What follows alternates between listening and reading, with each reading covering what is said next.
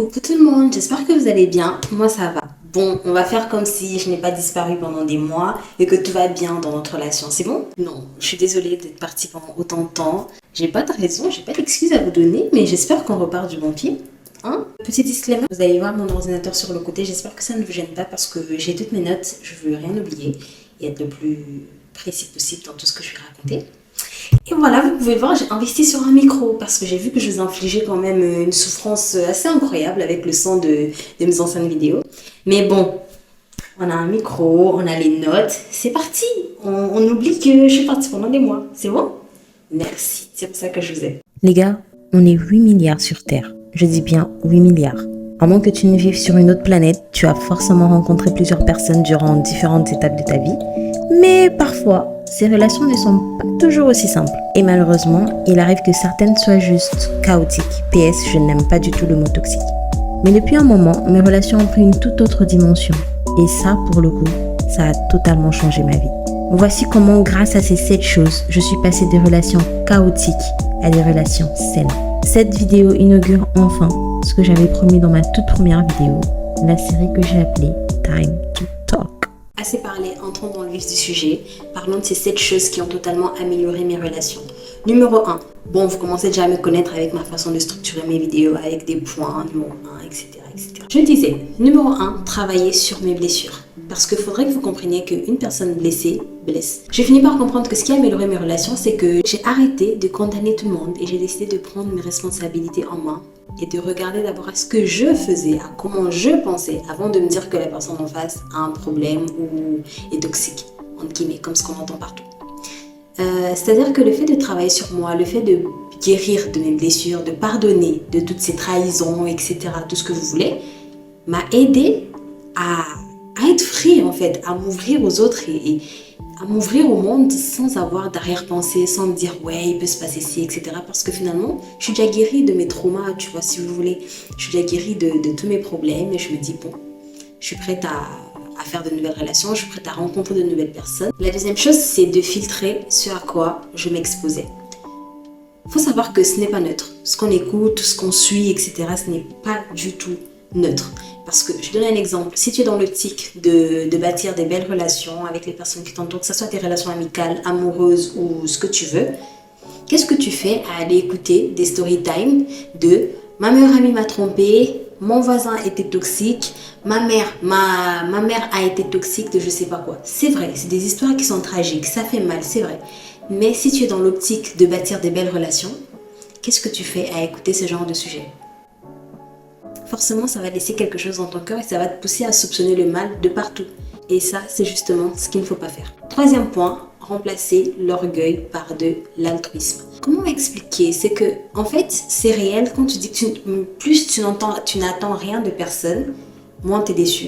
Mais moi, je dis pas ça dans le mauvais sens, en mode tu es sur le monde et tu ne peux compter que sur toi-même. Non, c'est vraiment dans le sens où tu fais les choses de manière altruiste, n'attends rien en retour. Fais des choses, des bonnes heures, sois gentil avec les gens autour de toi, sois là pour tes proches, sois là pour tes amis, etc. Mais de façon altruiste.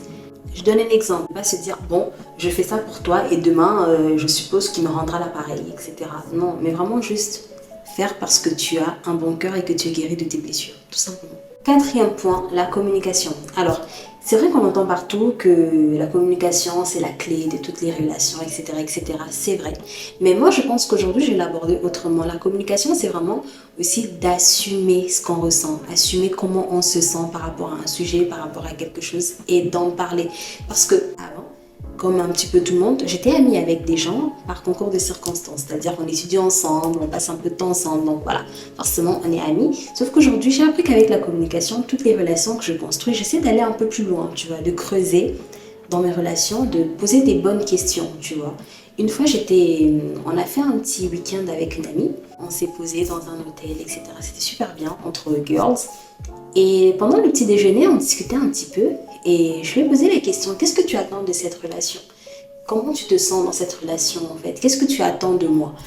Tout simplement, qu'est-ce que tu attends de cette relation? Où est-ce que tu vois cette relation dans quelques années, etc. Un petit peu comme si on discutait en couple, mais c'est réel en fait. Parce qu'au moins, tu connais ton positionnement par rapport à la personne et tu sais ce que la personne attend de toi. Parce qu'on est en train de grandir, on n'est plus là à avoir des relations juste parce qu'on traîne dans le même quartier, dans les mêmes coins, dans les mêmes restos, tu vois ce que je veux dire.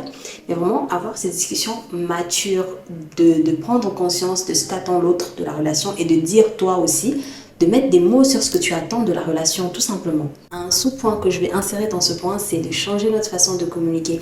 C'est-à-dire que avant, je ne savais pas du tout communiquer. C'est-à-dire que quand quelqu'un ne m'appelait pas, la première chose que je disais, ouais, t'appelles jamais, etc., etc.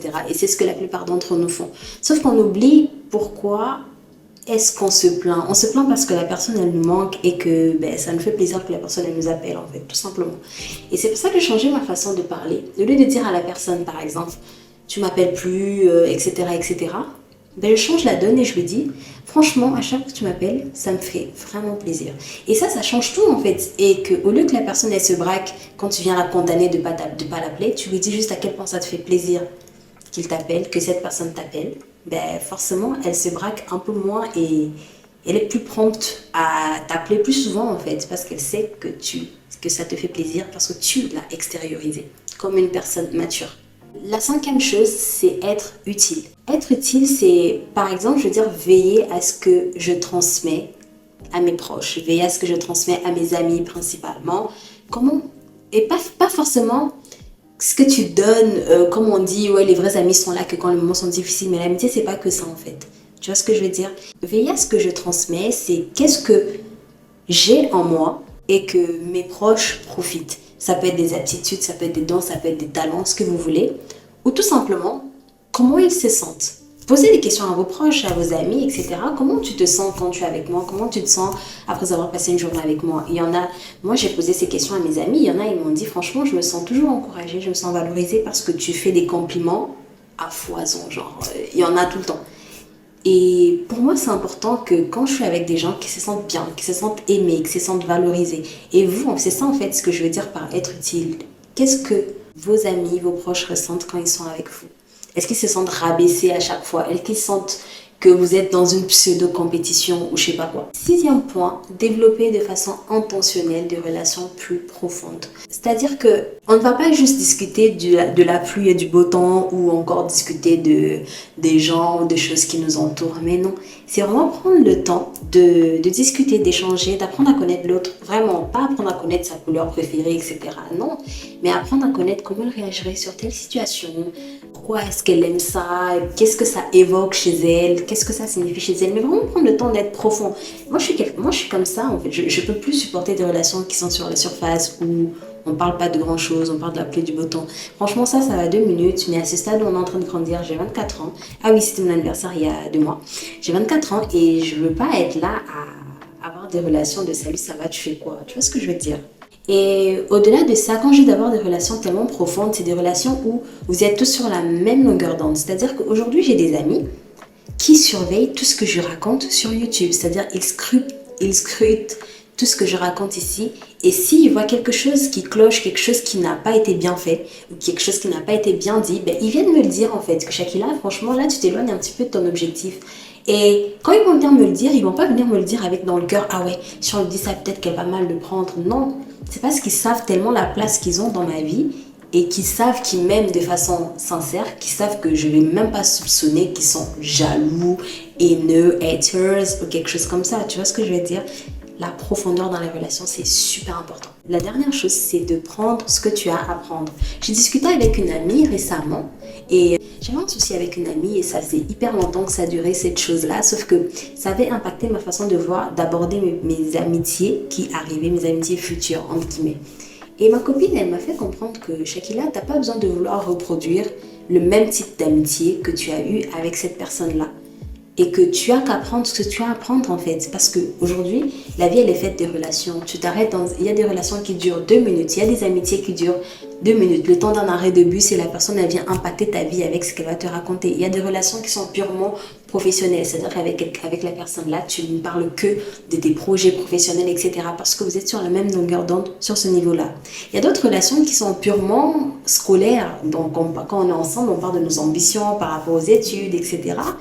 Et il y a d'autres relations qui sont peut-être aussi spirituelles où on va prendre le temps d'aborder certains points, certains sujets par rapport à notre vie de prière, etc. Et prier les uns pour les autres et tout. En fait, prenez ce que vous avez à prendre. Ne pas être là à vouloir être meilleur ami avec tout le monde, mais de prendre ce que la personne a à vous proposer et vous en contenter en fait, tout simplement. Et ça, j'avais pas prévu, mais c'est un bonus que je pense qui est assez important et pertinent à mettre dans cette vidéo. C'est après avoir mis en place ces 7 points que j'ai énumérés, j'ai appris qu'en fait, le monde n'est pas fermé. Ouvre-toi au monde pour que le monde s'ouvre à toi. Je sais pas comment t'expliquer. Parce que le monde ne s'arrête pas que sur ton cercle proche. Apprends à sortir de ton cercle et apprendre à connaître des personnes à l'extérieur. Parce que je suis convaincue qu'on a à apprendre de tout le monde. Parce que chacun d'entre nous a un vécu, chacun d'entre nous est passé par quelque chose et on a forcément quelque chose à apprendre de cette personne-là. Et pour moi, c'est tellement spontané pour moi parce que je n'ai pas du mal à faire confiance aux gens et je ne soupçonne pas le mal, que pour moi c'est simple d'aller vers les gens et de faire connaissance avec des personnes et apprendre à découvrir de nouvelles personnes parce qu'on est quand même 8 milliards et je ne veux pas être stuck avec une personne avec qui j'ai grandi depuis 20 ans en fait. Parce que ce n'est pas mauvais, mais c'est aussi un indicateur pour montrer que même toi en fait t'es pas très stable dans tes relations, dans le sens où tu as eu un travail, tu as étudié, etc. Donc dans toutes ces étapes de ta vie, tu n'as pas pu créer des relations avec les gens. Et tu penses que les problèmes, c'est que les autres et pas toi. À un moment donné, il faut se poser des questions, tu vois. Et de se dire que le problème, c'est pas toujours les autres, mais parfois c'est nous. Je prends le temps de m'ouvrir à chaque étape de ma vie. Et c'est comme ça aussi qu'on remarque que la personne a évolué. Parce que ton entourage aussi évolue. Parce que tu fréquentes des personnes qui voient des choses d'une certaine manière. Parce qu'on change. On n'est pas les mêmes que ceux qu'on a connus à la maternelle. On n'est plus les mêmes que ce qu'on a connus en primaire. On évolue, on change, on a des choses qui sont arrivées dans notre vie, on a des choses qu'on a fait aux autres et on a évolué. Donc forcément, nos façons de voir les choses évoluent. Et il faut accepter cette évolution-là. En tout cas, aujourd'hui, je voulais partager ça avec vous. Je voulais partager ces choses sur les relations parce que pour moi, je trouve que c'est super important parce que tes relations aujourd'hui, ton entourage, soit ça te tire vers le bas, soit ça te tire vers le haut. Maintenant, à toi de savoir comment faire. Mais avant de regarder, avant de te dire que le problème, c'est les autres, commence par voir ce que toi, tu peux changer sur toi avant de pointer du doigt les personnes qui t'entourent. En tout cas, je te fais plein de bisous et je te dis à très bientôt pour une prochaine vidéo. Mouah.